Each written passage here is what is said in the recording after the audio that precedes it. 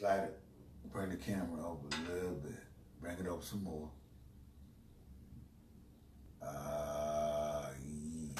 Yeah. Turn it at an angle. The other way. Yeah. Turn it a little bit. Yeah, that's good. Now, if you sit down there, we can see exactly where we are. See, now we got to get you in there. See what I'm talking about? Oh yeah, you got to come around a little bit. Okay, yeah. Now you see it? I do.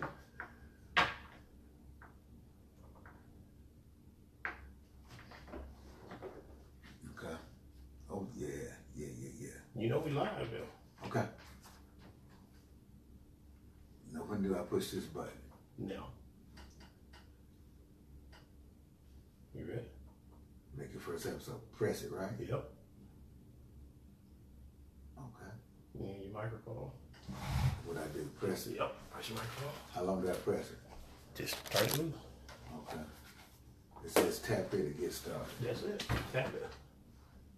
Okay, press the microphone. Hold it. 1, 2, 3. Turn it loose. Allow Anchor to record. Yeah, allow. Now we're recording. Okay. All right. Ready? All right. Ready. We are live.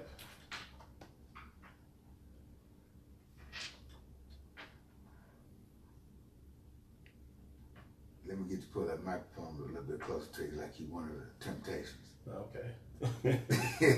Sorry about that. Yes, sir. There's some technical difficulty here, but we'll be ready with you guys in a minute. This is our first podcast, but it's a wrap with Reggie and Sam. And like I said, we got a few technical difficulties working out. But if you don't mind, you're probably looking at this live on my page. If you could go to the It's a Wrap page, so we can interact with you guys a little bit better. We're using my page actually for the live feed, but you can interact with us if you will go to the It's a Wrap page on the Facebook app, if you don't mind, while we're getting everything set up. Again, my name is, this is my friend Reginald Rutledge, co-worker, friend, and my brother from another mother. My man. And this is my man, Sam Hutchins. Good to be here, brother. Thank you, sir. And like I said, we're working out a few bugs here, technical difficulties. But again, if you're looking at us live, we appreciate it. If you don't mind, call someone and tell them that we are on. And we are ready to get started, Reggie. Yes, sir. First time you wanted to talk about the NBA playoffs. Is that what you wanted? That was your first topic you wanted to be? Yes. All right, let me get your take on it. Well, right now, it looks like a lot of people have been complaining that LeBron is not in the playoffs this year. Yeah. But I told him it gives you an opportunity to see other players that you would normally not see. And of course, like I've said to you in the past, I've always felt you were a LeBron fan. Yeah, which was not true. You said you are a Lakers fan. Yes, I am. And Okay. even before that, I am a basketball fan. So that means Correct. I'm a realist. I don't deal with hyperbole thinking because it's my team, it's gonna be good. If my team stinks, I'm gonna tell you my team stinks. Okay. And I'm not gonna have no say, well, I don't care if we got the sorry roster in the world, we're gonna win. Some people like that, and there's nothing wrong with that, but that's not me. I'm a realist when it comes to sports. So Okay. and their life in general period. So but yeah, that's what that was. So Okay. And so who do you like tonight between Houston and Golden State? Golden State. I think Houston blew it when they didn't win that first game. And they set a kind of a crazy tone because when they went out there, they started talking about, in the press conferences, they were talking about what they did wrong. They were talking about, the refs and things of that nature. But, things happen within the game that's just not going to go your way. It's just not, but basketball is always about the next play. It's not the play that you made. Okay. It's about the next play. And so that's the mindset you have to have in sports, period, because if you're dwelling on what happened on the last play, it's going to affect what happened on the next play. And when I coach basketball for kids, that's what I tell them. It's not about, I made a mistake, and they'll go up and down the court 4 or 5 times thinking about that mistake that they made, and it's affecting their play. Really, it's always about the next play. And so when I say a professional who's getting paid for it, who can't get past the last play and let that affect what happens to him on the next play, you don't get no sympathy for me on that. You just don't. So staying down court, carrying on with the ref, and hey, look, they fouled me or whatever. That's yeah. It gets you sidetracked from. But what you do it next. And what I try to tell people is, I coach little league, I coach YMCA, I coach Boys and Girls Club. I have yet to see an official say, you know what, I made a mistake. You right, let me change that call. They don't do that. Okay. And you don't help your case none when you start complaining about them and calling them stupid and asking them why they're blind, and and you couldn't see that, and that doesn't help you anymore. Doesn't help you at all. All right. Doesn't help you at all.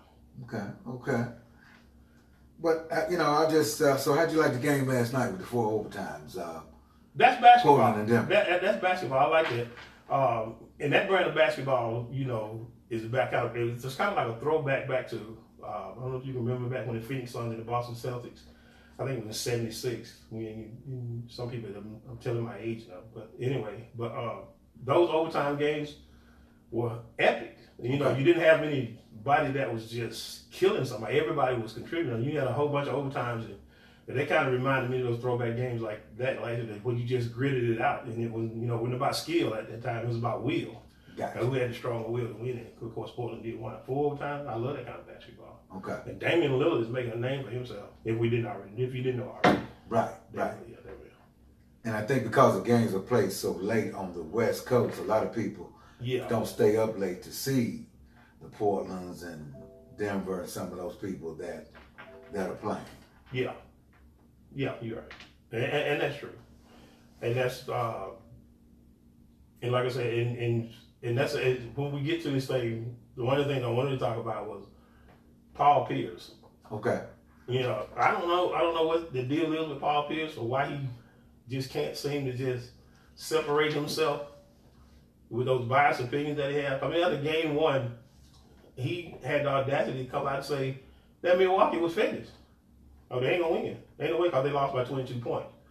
Okay. And he said that they were done. So you fast forward next game, Milwaukee comes out and wins. Gotcha. Okay. And he was still trying to hold on to that and say, they still done. Well, now last night they lose. Gotcha. Now they're down 2-1. Right. Now you're down 2-1. Right. And if you go down 3-1, guess what? You're done. That's it. And it doesn't make sense for somebody who's supposed to be quote unquote on the inside to know that basketball, each game is different. Okay. I back when the Lakers and the Celtics were going at it, I would never forget it. I think they call it the Memorial Day Massacre. The Lakers beat the Celtics by like 30-something points, but the Celtics wound up winning the championship. Right. I understand. Right. This was in '84. Right. But the Celtics wound up winning the championship. Okay. So each game is an entity in itself, and that's why I try to. And that's why I understand this is me. I drive a forklift for a living. I don't have the inside track, but I do know that you can't say that after one game. Correct. That a team is done, because really, basketball is still basketball, and it's still got its pivotal turns. Okay. And most of the time, it's 1-1. Whoever win games 3, percentages bear out. I don't have it in front of me what the percentages bear out. If the home team wins the first game, at home, after being 2 on the road, right, that's usually in their favor. However, and again, I don't have the stats in front of me. If it goes the other way, if you split on the road, which is what you basically want to do, of course you want to win both. But if you win one, you typically want to get 2. But like I said, you get 1. You got to get that first one back at home. Okay. But if you don't get that first one back at home, then the odds are that you're going to lose that series, because now you've given back the home court advantage, and they don't have to beat you on your floor. All they have to do is win at home now. That's an advantage. So with tonight being... Well, last night, with them, yeah. Well, tonight, with Houston, tonight, they would have to win. They got to win tonight. That's what I'm saying. They got to win tonight. Because the first game back at home. And again, you talk about analytics and things of that nature, but you really can't go with analytics. But what I'm just saying, that most of the time, and the numbers bear it out. Of course, they can go the other way too. The numbers bear it out. But what I'm saying is that if Houston doesn't win tonight, then in all likelihood, with Golden State being the type of team that they are, correct, they are not going to win. Okay. They absolutely not. I think it'll be over. I mean, it could wind up going 7. Gotcha. But if Houston don't win tonight, and this is just me, I'm an expert. Houston's not gonna win tonight. Okay. They just not. Houston is not gonna win this series. If they lose tonight, they are not gonna win this series. And I would be very surprised if they didn't wind up losing both of them. If they lose tonight, I think they'll lose the next one, and then they'll just finish it up in Golden State. That's my opinion. That's what I'm thinking. Okay. All right. Good deal. Yeah. Sounds good. But again, getting back to Paul Pierce. Yes, sir. You know, when he made that statement a couple of weeks ago, you would think he would want to let that die down when he was saying that he had a better career than Dwayne Wade. Okay. The numbers just didn't bear it out. And of course, you know, I think everybody probably seen it in the Twitter. Jalen Rose, you know, he pretty much read the stats. Gotcha. You know, it's something like me, you, and I say sometimes we talking. Numbers don't lie. You know, people lie. Okay. Numbers don't lie. And the numbers didn't bear it out. And when you started like side by side, Dwayne Wade clearly had a better career. And of course, he tried to put it on, well, if I'd have had this person, if I'd have had that person, and then like that. I said, well, everybody can say that. Okay. Everybody can say that, but you played. But you said you had a better career. You didn't say you had a better team. You said you had a better career. Okay. And so, I think he still has, and he's got an ego, you know, which most athletes do. But most of them have got a controlled ego. Sometimes even control gets out of control. And I think that's why he got where he was. He got beside himself a little bit. So, you know, that's what that was. I think. Okay. I'm with you. Okay. You got any more feelings on that or? Playoffs? Not about the playoffs, but I think that was a good way to open up. Okay.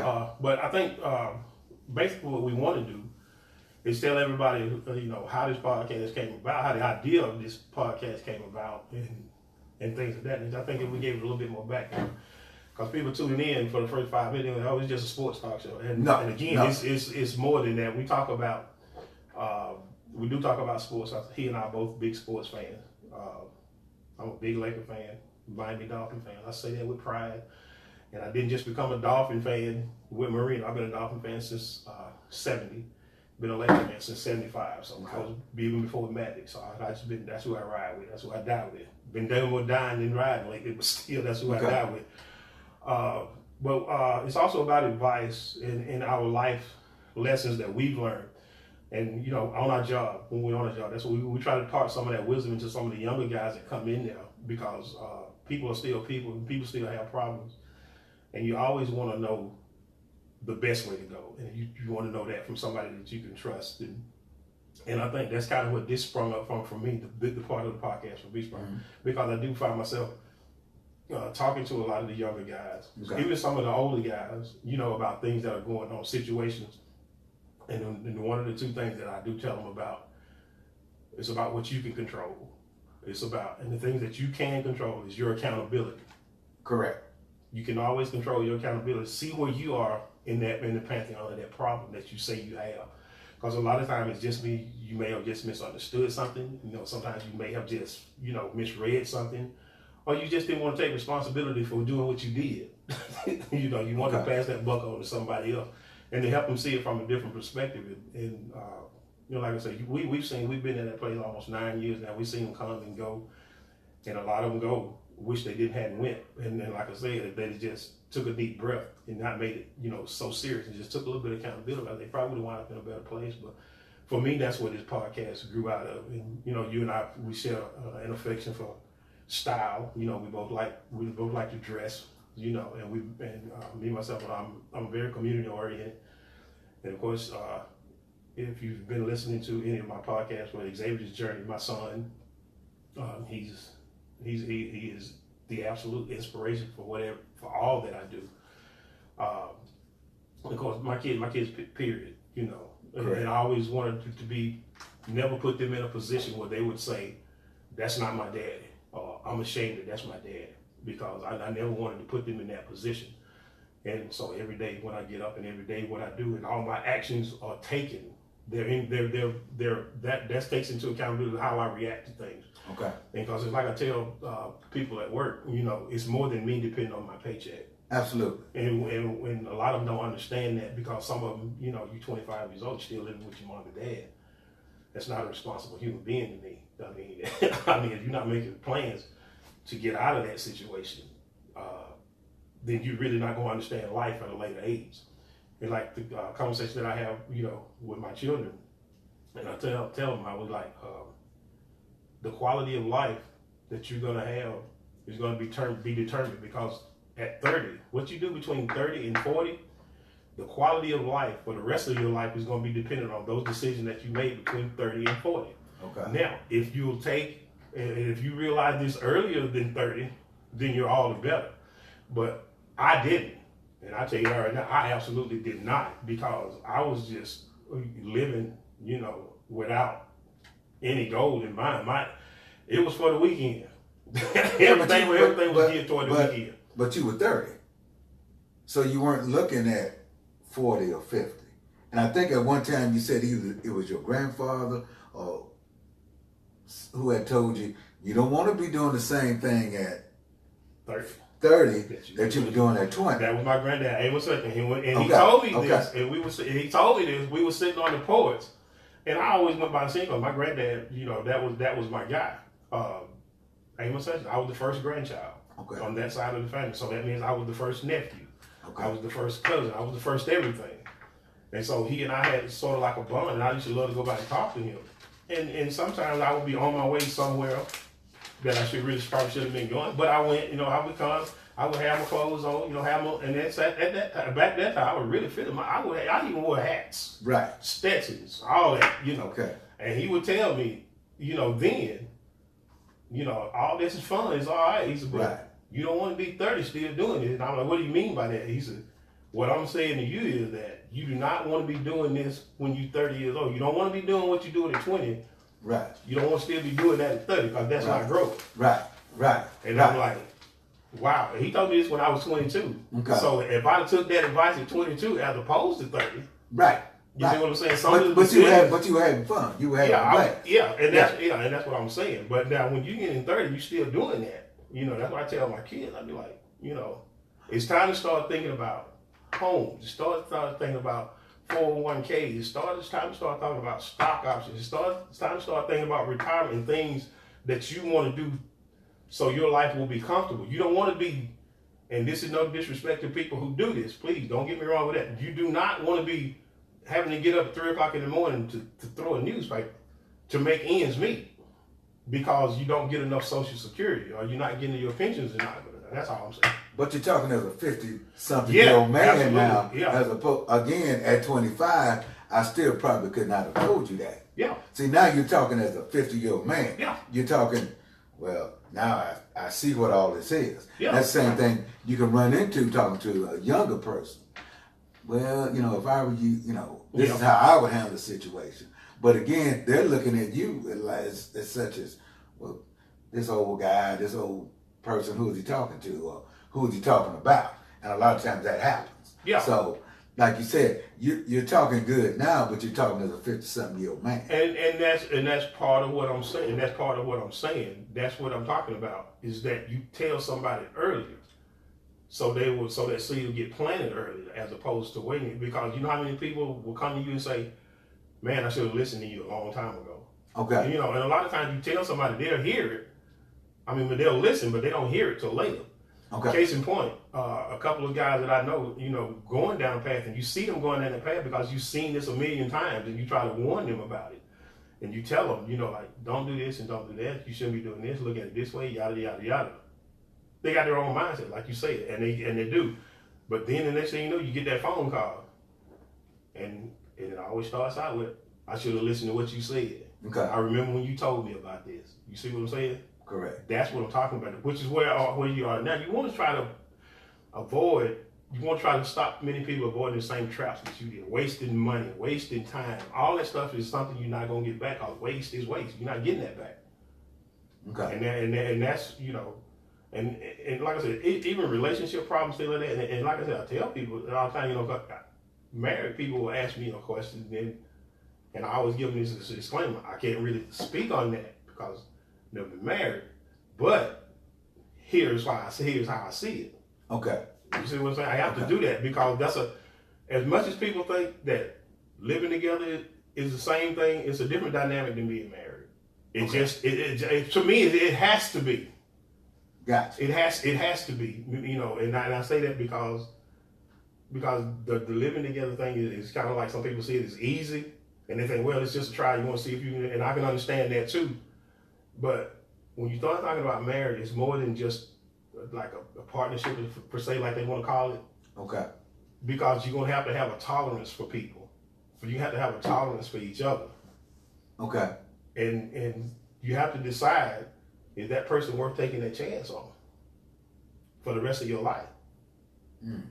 You see, and people get divorced all the time. Some people even get married with the idea, well, if it don't work, I can get a divorce. Right. Correct. And see, and I've always been one of the people, I never wanted to say, I'm going to get married. Might as well. Because people tell you, you might as well go ahead and get married. But now, why? Well, you this old, you this age, you done this, you done did that. I'm not getting married because I might as well. Okay. It's not gonna be might as well. Okay. Okay. It's gonna be somebody who I can make their life better. Okay. They can make me the best that I can be, and that I can make them the best that they can be. Because at the end of the day, that's what it's gonna be. Does this person make me the best that I can be? And are they giving me enough to give back to them, to give them what they need? Okay. And sometimes, people wait 20, 30 years to ask that question, and then the answer to that question is no. But you 30 years into it, or you 20 years into it, and you say, but I've been here this long, might as well put up with it. And then, that's what the infidelity happens, and the other stuff happens, and then next thing you know, because you start asking people, well, y'all were married for 50 years. Why did you wind up getting married? Okay. Somebody asked that question. And then they're looking at it now, and if that question, then the answer to that question is no, then what they're probably saying is, I done wasted a lot of time. I don't know how much more time I got. Let me get out of this. Let's get a divorce. Kids raised, house paid for, let's leave. I can walk and start over. I don't know how much time I got left. I'm 60 years old. Okay. And again, this is all speculative on my part. Understand. Yes, sir. Okay. Yeah. Okay. There you go. And again, like I said, as a 50-something-year-old man, you got all of that now. Yeah. But again, at 25, who could have told you that? My granddad told me that at 22. But what you said, who could have told me that, and I listened. That's what I'm saying. At that point. Yeah, no, that's what I'm saying. Right. But you still have to plant that seed. Right. Because that would never been in my head to tell my kids, had not my grandfather said that to me, is what I'm saying. Because I had someone tell me one time, we'll hear people say, it goes in one ear and comes out the other. But then he said, but always understand, sometimes it doesn't even go in. Yeah. So I was like, oh, okay, now I get it. Yeah. It's not going in one ear and out the other. It never even went in. Because why am I listening to this guy? Yeah. What is he talking about? And I think it was Mickey Mantle or one of those guys that said, if I knew I was going to live this long, I would have took better care of myself. That was actually was it Lou Gehrig? Yeah, no, that was Yogi Berra. I mean, Red Skelton said that. Okay. Yeah. Red Skelton. If I knew I was going to live this long, I would have took better care of myself. Yeah. And sometimes that's what people look back, because they don't get those years back. No. That's done. You don't go to 25 again. You get one lap around the track. That is it. And that's all you get. One lap. Now you can take your time and do however you want to do, but it's still only going to be one lap. You can't come back around. You can't make a circle. And that's where we end up sometimes. Oh yeah. And like you say, a lot of it just requires a little effort. Just a small amount of effort. But a lot of people don't even want to do that. Well, again, it gets back to like what I was saying earlier about a lot of the guys that left where we worked at. If they could have just took a deep breath, and they would have been okay. Because you got caught up in the moment. Okay. And you made a decision based on that emotion. And then once that emotion was gone, that decision is no longer, and you look at it as a stupid decision, because the reason you made it is now gone. You make decisions on something that's going to be solid. Something that's going to be there. Because emotion comes, emotion goes. You know how many people, people kill people in the heat of a moment. You see what I'm saying? Yeah, like they said, anger will not sustain you, and certain emotions will not. They're not. And that's why sometimes you see somebody, you go back to the sports analogy about it, it is very hard to keep that fired up feeling when you first run out there on the field. Okay. And you run out there, you may score right off the bat. You feeling good, you score right off the bat. You're not going to maintain that level for the next 48 minutes. It's just not possible. Okay. And that's why the people who are, most of the time when you see cool, calm, and collected, as Phil Jackson like to say, stay in the moment. Right. Because for a lot of them, that first dunk or that first goal, that's coming in, that's all they wanted. I'm gonna be on ESPN. That's their mindset. I don't, there's 48 more minutes to be played. What you gonna do? You can't say that emotion's not gonna sustain.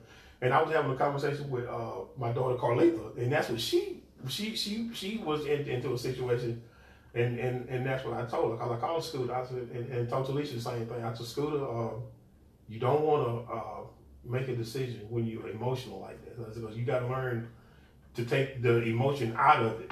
And you and I, like again, we 50 plus years old. We can say that now, but with her, it was kind of hard for her to grasp. And again, I told her this at 25. She totally understands it at 30.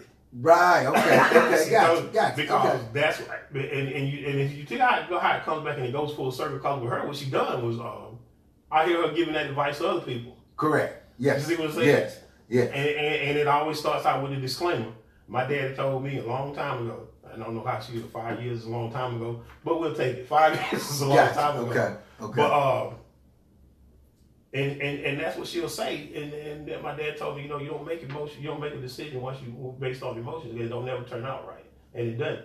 And when you hear that, you knew then you got to it registered with them. And if that registered with them, then a lot of the other stuff that you probably say it registered with them as well. So. Oh, okay. Gotcha. It just it just go, periodically something will pop up and they'll say, oh yeah, my dad told me this or my father told me this. Absolutely. Okay. And that's what you aspire to, especially when you're raising kids. And one thing I will say, now it is so much harder to be a child in this day and age. Okay. Than it was when you and I were growing up. I agree. Because everywhere we move, those saying it takes a village. Right. We had a village. The village might have been a project, but it was still a village. Okay. See what I'm saying? There's a village there. Yeah. Correct. Everybody had Miss Anna who could keep you straight. Right. And then if she got on to you, your mom and dad didn't have a problem with that. Right. Everybody had a Miss Annie Mae. Right. Who, just even to the point of where you got to the point of, I'm more concerned about Miss Annie Mae seeing me than mom and daddy seeing me, because she's gonna tell mom and daddy anyway. Oh yeah, and I'm gonna have this problem. And it was a real problem. I'm talking about going to the tree and getting that switch. Absolutely. But see, my mama, she would, and people and my mama was a strict disciplinarian, but. People think we got a lot of women. We didn't get no lot of women. Okay. Because her word was bum. Right. That was it. Right. Her word was bum. Whatever she said, my mom was 5'3", maybe 140 something pounds. Mm-hmm. But she had the respect in that house. She was the shortest thing in there, but she carried it. She carried it. I understand. And she carried it well. And like I said, we didn't get a whole bunch of women. But when we did, right. It wasn't open for debate. But anyway, my mom was a mom that my aunts would threaten their kids with my mom. Okay. If you don't behave, I'm gonna take you over there to Maggie. Okay. And she was gonna. And they straightened up. Right. Cause they didn't want that. Cause I guess you could say that she gave them legendary whooping. Right. Cause like I said, everybody think we got whoopings on that. We did not. Cause we did what we were supposed to. We didn't get 4 boys. But when you got one, it was for old and new. They like to say it was for old and new. Right. And my thing was, I didn't get a lot of whoopings, but the whoopings that I got, they weren't because of stuff I did. Okay. It would be because of stuff that I let my brothers do, and I was told not to let them do it. So right, because you were the oldest. Because I'm the oldest. Okay. And so that responsibility fell on me, because when I was gone, don't let them do this, y'all ain't gonna be this. So when they did that, they didn't get the whooping. I did. Okay. But what that was teaching me was responsibility. Okay. Because and it was responsibility without reward. Because you try to trick some people. You be good, I'll bring some candy back. If you be good, I'll take you here. If you be good, I'll do that. Okay. This was she taught me was responsibility without reward. It was responsibility because she said so. That was it. Okay. It wasn't no. If you keep them out of this, when I come back, I'll give you $5. If you keep them from doing this, no. I'm finna go to such and such and such. You know, my stepdad, we finna go to such and such and such. Make sure they don't do this. Make sure they don't do that, and they don't do that. And y'all go to bed at such and such a time. Okay. So, and God forbid if they come back before. But I would make sure that it was done. But again, what they were teaching me was responsibility without reward. And that's why I think some parents do with their kids now. They try to, reward them if they'll be responsible. But that never would have worked in my house. Okay. That never would have worked in my house. Because it was more about the respect I had for my mom. Right. And the understanding of what responsibility was about with me. That's what that was for me. So. Okay. Gotcha. Sounds good. Yeah. Okay. And like you said, you and I talking basically on a daily basis, while we're working together. Yeah. At the beginning, we would even they would make comments, some of the management. Hey, every time we look around, we see Sam and Reggie talking. Yeah. Now the work's getting done, but they want to know, well, why are they talking? And how long have they known each other? And that's the nugget that people can't really seem to get. People think that you and I have been knowing each other for 1,000 years, and honestly, I just met you when I started working at Safe Light. Right.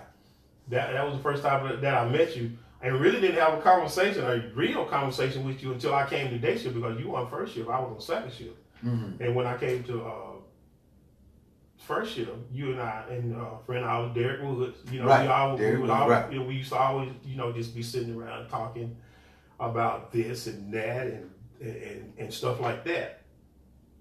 And it was a good experience. And then I started to learn a lot about you, and then I guess in turn you learned a lot about me. And some people know this and some people don't. I got kind of an introverted personality. You tell people that they really wouldn't know that. If you don't say nothing to me, I won't say nothing to you. Okay. And it doesn't bother me. Gotcha. A lot of people say, well, he don't speak.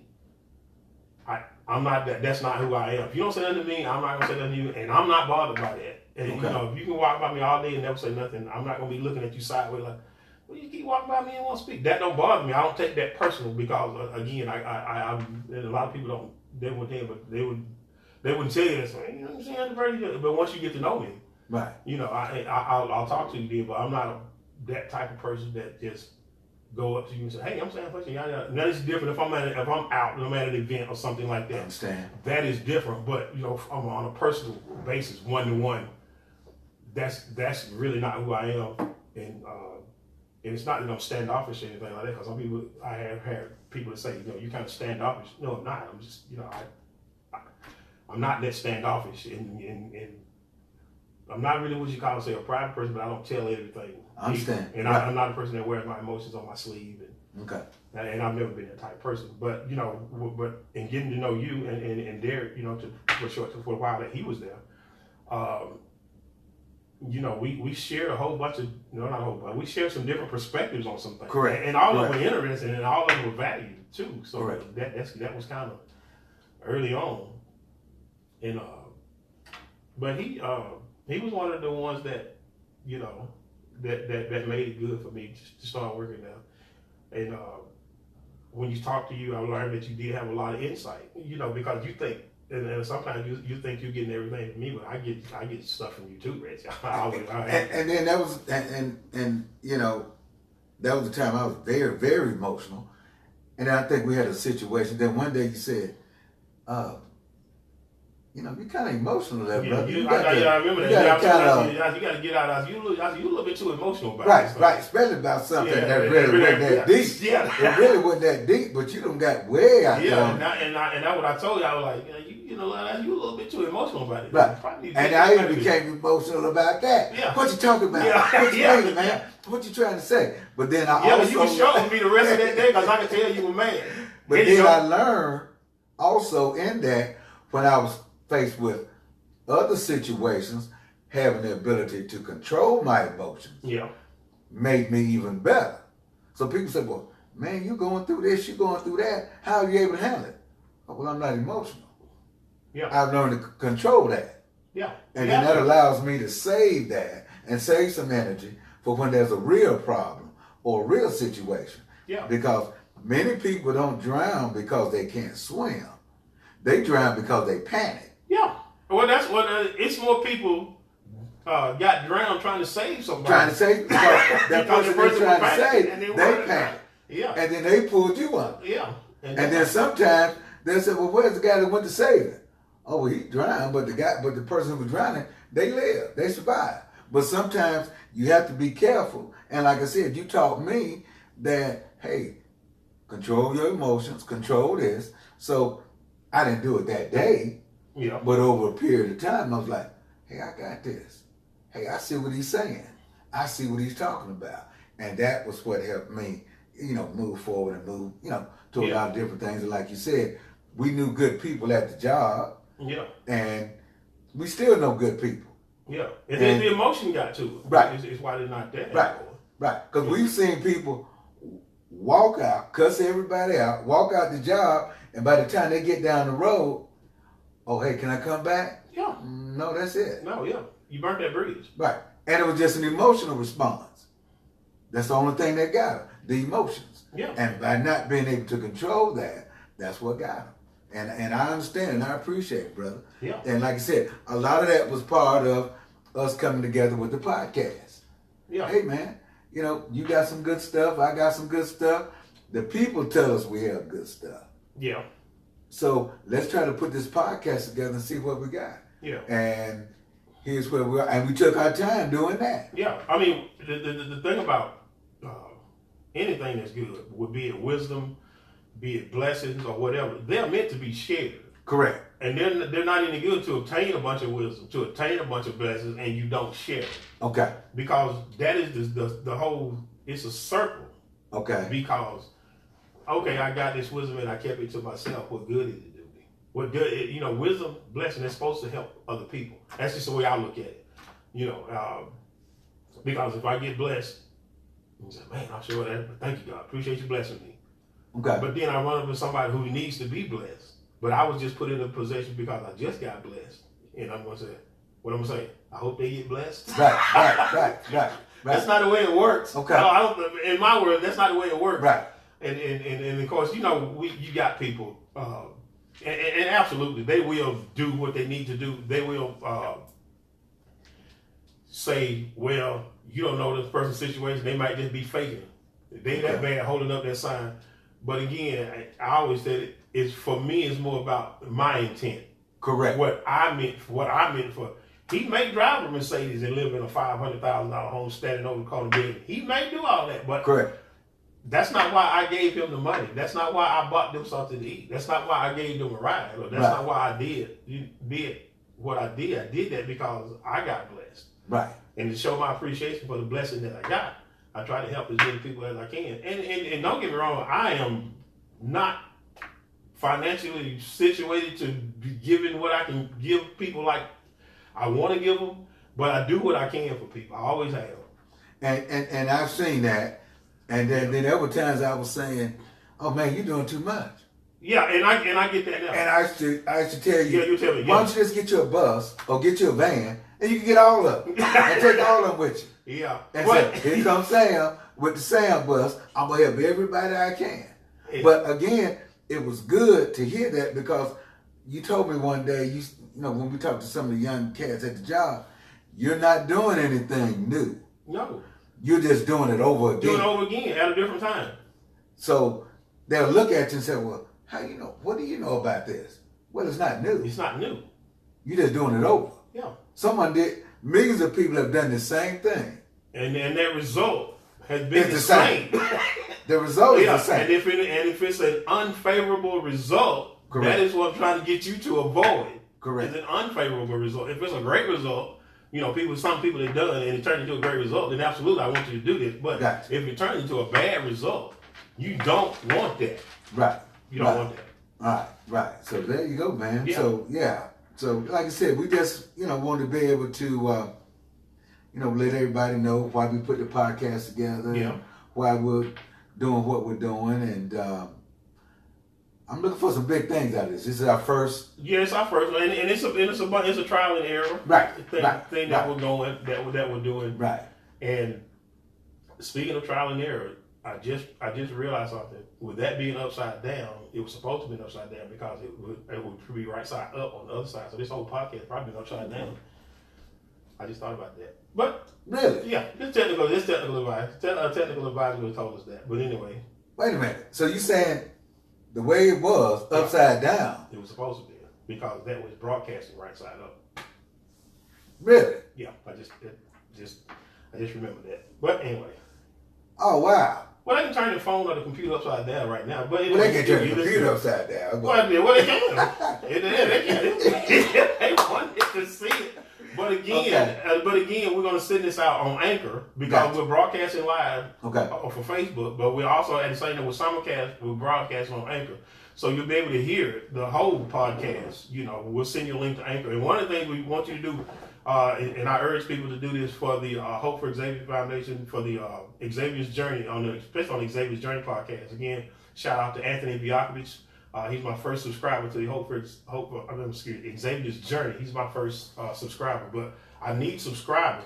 And when you do it, because Anchor will put this on the platform, two that I know of. One is iTunes. I think that's what Anthony said. He went to subscribe. He listened to it, and after he listened to it, it asked him, did he want to subscribe? And he's clicked, yes, he subscribed. So that's how I got my first subscriber. So when you go to Anchor, we're going to send this out to all our Facebook friends.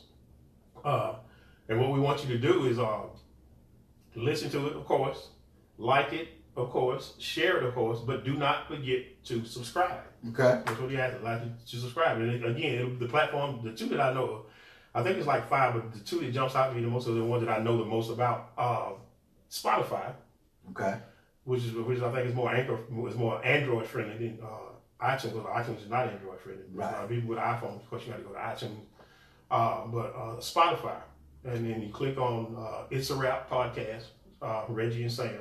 You should be able to find it. But because, like I said, we're going to send you out a link so you can go ahead and listen to it. Before I go to this, it's something else that I want, because we're talking about helping people, and why you do it. And without getting too personal, if people have looked at my Facebook page, I shared a GoFundMe account, a GoFundMe page from a friend of mine. And I'm not going to get too detailed into it about it or anything like that. But the little girl's name is Carmela. And you can read all about it if you go to my Facebook page, on my Sam Hutchins Facebook page. And if you click on, you say GoFundMe Loving Carmela, and you can read all about it. They're trying to raise some money. It's for a worthy cause. And it's kind of personal to me because I have met the little girl and her grandmother. Again, it's called Loving Carmela. And they would really love for some people to show some love. And I'm asking all my Facebook friends, all my Facebook followers, to please, I don't care what you do, if it's only $5, go to that page and donate, because they're trying to raise some money. And like I said, I'm not going to divulge too much of it here, but it's for a great cause. And like I said, Camela's a beautiful little girl, and she's like I said, I'm not going to divulge too much. I've said it like 5 times already. But anyway, go to my page. And click on it, and I donated last week, and I'm probably going to continue to donate. I don't know how long it's going to be up, but as again, like I tell people, I'm not rich, but as my finances come through, whatever I can, like I said, any little bit of help, when I ain't got the $5, send it. Okay, send it. And again, it's called Loving Carmela. Beautiful little girl, and the story behind it, the backstory and everything behind it can be found on the GoFundMe page. So. This is one that I really, really am behind. And like I said, and I know, Facebook, I got 1,200 friends, and of course I'll send it to 1,200 people. Of course, 1,200 people are not going to donate anything. Let me take it back. Not going to donate. 1,200 people are not going to donate. But the ones that listen to this podcast are the ones that look at my Facebook page every day. And like I said, I'm the kind of person that likes to try to help people. And it's not to obligate you to help me either. So I did want to say that if you guys could just do that for me.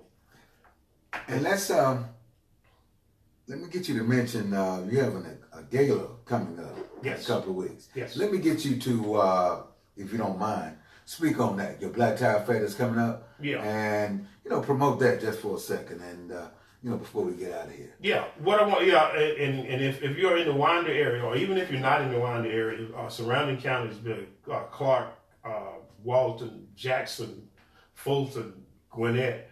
What we're having is a black tie gala, and if you're my Facebook friend, and you know that 90% of what you see on my Facebook page is about autism. That because it's about my son Xavier Hutchins. My son Xavier is 26 years old. He's about to be 27 in November.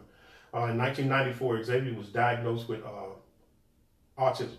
Well, at first, the original diagnosis was PDD, which is pervasive developmental disorder, because what he was displaying was on the autistic spectrum, but a lot of the behavior that he was sort of saying that if he's doing this, then that can be called autism. So, rock and roll, a year and a half later, the diagnosis come back with autism. And in that journey, what I did was I delved into finding out as much as I could about autism, because I wanted to, if nothing else, I wanted to help my son, because the autism thing was new at the time. It was newer. It's not new, but it was newer than it is now. It's a lot more prevalent now. But anyway, what we do is, this will be our third year. We have what we call a Black Tie Gala. It's where we dress up in tuxedos and in gowns and things of that nature. The members do. Now, what people have to understand about the Black Tie Gala, it is a request, not a requirement, that you come, dressed in a tuxedo. So you don't have to have a tuxedo, because a lot of people say, well, I ain't got a tux, so I can't go. Well, I ain't got a suit, I can't go. No, that's not it. It's a request, not a requirement. But what we need for is your presence there. And the proceeds that we raise, the tickets are $25 a piece. You can get them from any member of the Hope for Xavier Foundation. And well, you could get them from Eventbrite.com, but Eventbrite.com ended last week. You can inbox me. I don't have a problem with giving you tickets. With bringing you tickets. I can mail you tickets.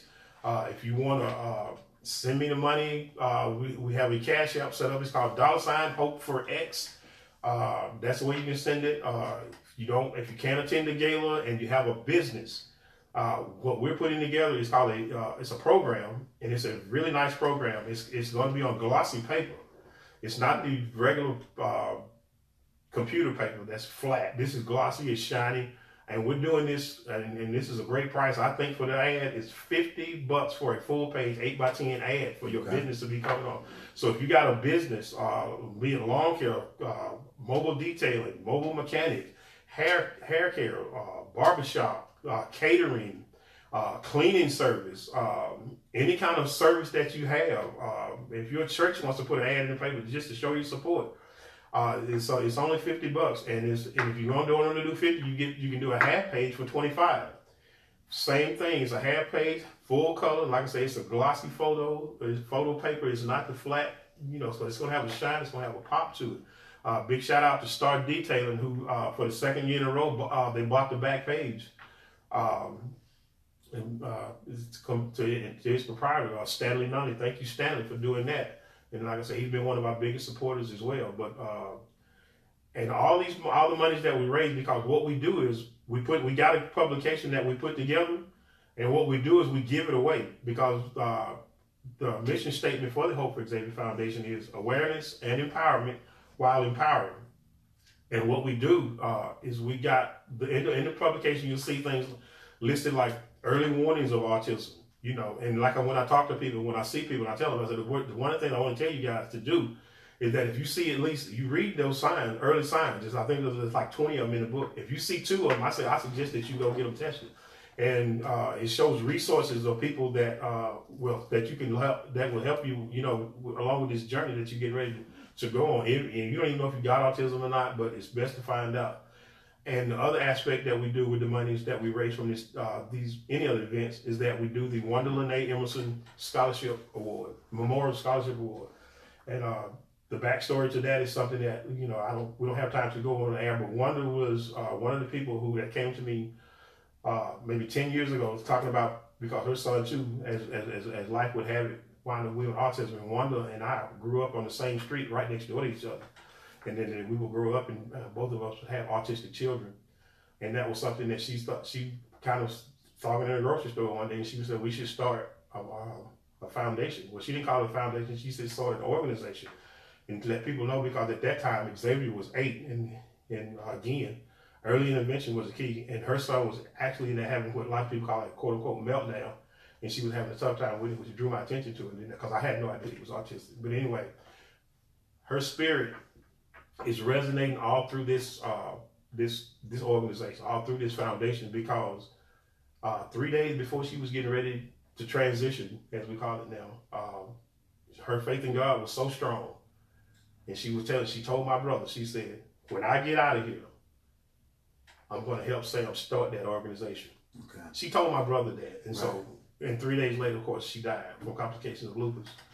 And that is why I wanted to make sure that her spirit and that people realize and knew and know who Wanda Lene Emerson is. And so we try to honor her with that scholarship. And so when you see something for the Hope for Xavier Foundation, support it, because that is where the monies go to. Last year we were able to give away $1,000 with the help of Pretty Girls Rocks. They came in and gave $500. The Hope for Xavier Foundation, $500. They matched it.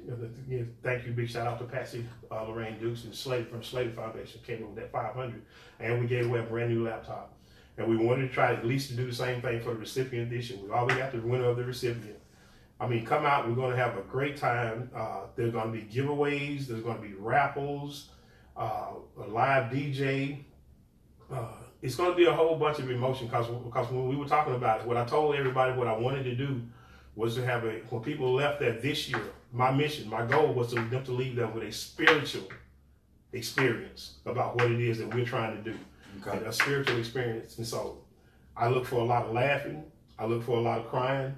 And it may be a little laughing. It may wind up being a little crying. But I look for a whole bunch of emotions that night. And I don't know where they're going to come from, who they're going to come from, but we're trying to, like I tell people, I'm not trying to train the whole world. I just want to change the world, the part of the world that I'm in. And so if you guys can, I would really appreciate it. It's May 18th at the Winder Community Center in Winder, Georgia, 30680, 113 East Midland Street. Can't miss it. So you can Google map it. If you got any more questions about how you can donate or how you can be a part of this, get tickets, or just, support it. And one thing I know, we are having, this is why I kind of want to stress you want to be dressed up. We are having a red carpet event that is going to be recorded. And the red carpet interviews are being done by my cousin, the very lovely Brett Talbert. She's going to be doing the red carpet interviews. And so bring your A game, because it's going to be recorded and it will be put out there for all the world to see. So you want to step your A game up, put your smile on, shine your shoes. This thing is going to be great. And let me piggyback on that. I attended the gala last year. That was my first time attending. And Sam is right. It's going to be a lot of emotions. It's going to be a lot of laughter. And that was one of the reasons, too, getting involved with him with the podcast, because I told him he's one of the funniest guys I've met. Now, when he's at that event, he's in his space. He's doing his thing. He's the GOAT. He's the award winner. And like I told him, he's one of the funniest guys I know. I think I'm funny. I got a funny uncle. But Sam is a funny guy. And like he said, the event, they give away scholarships. There's music. There's a DJ. And it's a great event. And everybody should come. It's absolutely. It's well worth it. Yeah, well worth it. And the food is phenomenal. Oh, absolutely. The food is great. Food is phenomenal. I think at $25 you get a pretty good. And it's plenty of food. It's not like, oh, they ran out of this. No, there's plenty of food. Yeah, and like it's I said, beautiful setting. And the TV this year, you can start spreading the word. It's a 65-inch 4K TV that we're raffling off. Right now, and that's another good thing too. That the selling point for the tickets, what I try to tell people is that once you buy a ticket, you're automatically entered into that raffle. Correct. But if you want to buy more chances, you can buy them at the event. You can buy them at the event for $10 a chance and increase your chances. And again, that'll be all that will be available at the gala. And if you don't get your tickets from somewhere, tickets will be available at the door. So don't let the fact that I didn't get a chance to get my ticket. I need to come and I won't be able to go because I didn't get my ticket. We will have tickets available at the door. And they will be for the same price, $25. So, thank you, Reggie, for that. I believe it or not, I almost forgot to give us a little shout out there. Yeah, absolutely. And like I've told him, Sam, I'm offering as much support as I can. And anytime he can speak on, you know, Hope for Xavier and the foundation and everything. I'm trying to do whatever I can to be there, donate, be a part of it. And so, like you said, everybody come out, and it's exactly what he says it is. So, thank you, brother. Thank you, Ray. I mean, it's gonna be a great time. And again, I'm shouting out to all my supporters who do stuff behind the scene. Priscilla Baker, Pastor Priscilla Baker is one of my strongest supporters. She's always there. And she just doesn't. She's not even a member of the organization, but it's like I said, she works like she is. Okay. Because and it's good to have people that believe in you and show it. Gotcha. A lot of people will pat you on your back, and a lot of people will say you're doing a great job, and I heard this and this and that about you. And don't get me wrong, you appreciate that too. But when somebody actually get to roll up their sleeves and get in that dirt and work with you, she's been one, and Tammy Kenny is another, and all the members on the Hope for Xavier Foundation. We putting in that work, and trust me, putting one of these things together. What you see on Saturday is a culmination, but I'm gonna tell you, it's a lot of work that goes on behind the scene, and we appreciate all the vendors, and there will be vendors there as well, and we want people to patronize them as well. But a lot of people who work in behind the scenes and don't want the recognition and things like that. But I just want them to know that we appreciate it, and we think. And like I said, our job, SafeLight, has been phenomenal with coming in and doing whatever it is they could with the Hope for Xavier Foundation. I mean, they get a corporate table every year. That's $500. And again, let me say this too. Hope for Xavier, you know, the main focus is autism. However, they do for flood victims that were in Texas, South Carolina. Also, they collected food, diapers, clothing for the is it hurricane in Florida? Is it hurricane? Okay, the hurricane down in Florida. Yeah. So they do many things. So it's not just one thing. So, oh, well, it's just autism. No, it's many things that they do and that they're a part of. Absolutely. We're very community oriented. Right. And like I said, it's not just about our cause, because one of our pillars that we stand on is that we believe that you can get more of what you want by helping others get what they want. That's one of the pillars that we stand on. I could see Sam at work and say, "What are you doing this weekend?" And he'll come up with 15 different things. And I'll be like, "I got to get to work. I got to show me 15 things that he's doing." But he's always got something that he's doing, especially for the community, chess club, readers club, whatever. So again, support the organization because it covers many things, not just one thing. Yeah, so. And like I said, big shout out to to Jacqueline Price, Jennifer Jones, Alfreda Wilburn, Teresa, Chrissy Cox. Chrissy, you need to come on in. You say you come on in. My friend Connie Brown and Sandra Rogers, because we got what we started what we're calling an executive branch, and what this branch is, we hadn't got it formulated yet. But what we're doing is we're trying to establish a relationship with grocery stores like Kroger, Publix, Ingles, and people like that, because a lot of the autistic children are going to turn into autistic adults. Okay. And some of them are just in different places on the spectrum. And I've got one young man in particular. I won't say his name here because I didn't talk with his mom about disclosing that. But anyway, where he is on the spectrum, he's a lot more independent than, say, Xavier will ever be.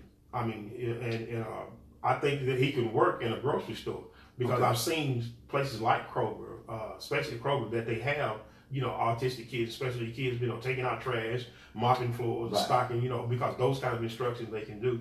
And so what I'm doing with the executive branch part of it is that we want to establish a relationship so we can find out what would it take for you to hire this person who's getting ready to come out of high school into this place.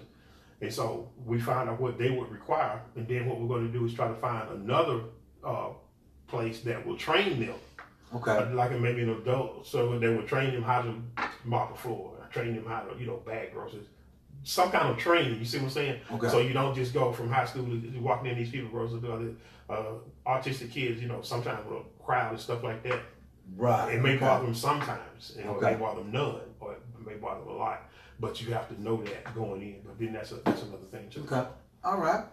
Well, hey, My man. So what we want to say? It's a wrap. It's a wrap.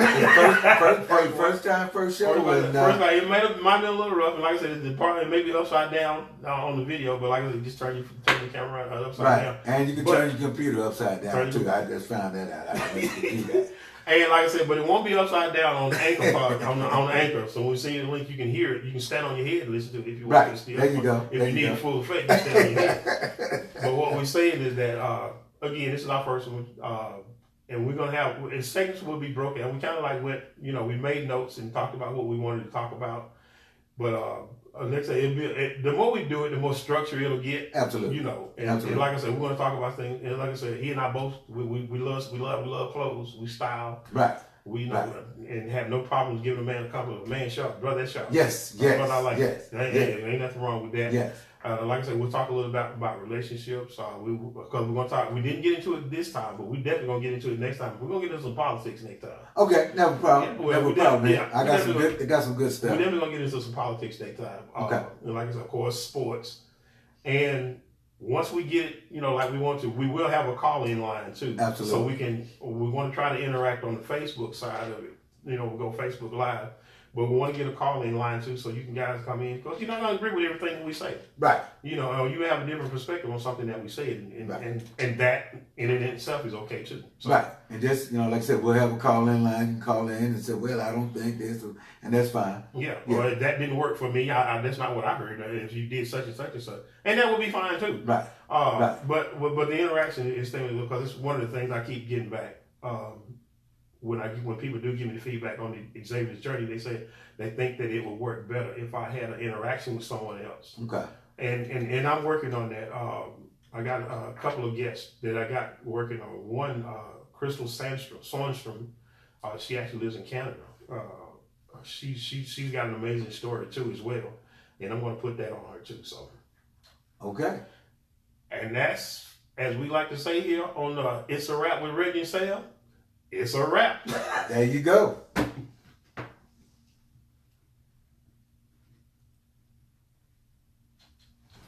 it, right? Okay. Make sure it's hot.